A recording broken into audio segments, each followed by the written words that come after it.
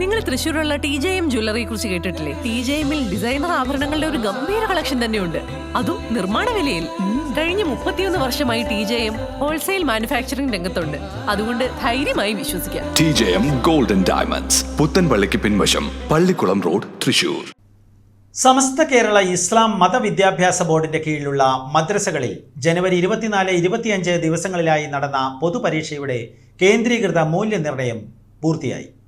മുള്ളൂർക്കര ഡിവിഷനിലെ 77 മദ്രസകളിൽ നിന്നായി ആകെ 1981 വിദ്യാർത്ഥികളാണ് ഇത്തവണ പരീക്ഷ എഴുതിയത്.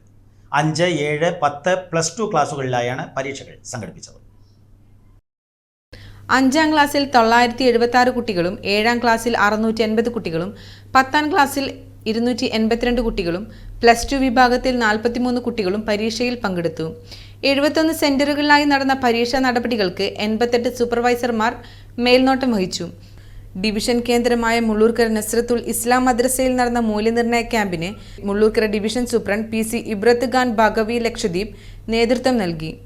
സമയബന്ധിതമായി സൗകര്യങ്ങൾ ഒരുക്കിയ റേഞ്ച് ഭാരവാഹികളെയും മാനേജ്മെന്റുകളെയും സൂപ്രണ്ട് പ്രശംസിച്ചു.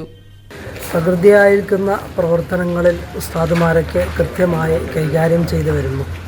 വളരെ മൂല്യവത്തായിക്കൊണ്ട് കൃത്യതയോട് കൂടിയിട്ടാണ് ഈ പരീക്ഷ മൂല്യനിർണ്ണയം നടന്നുകൊണ്ടിരിക്കുന്നത്.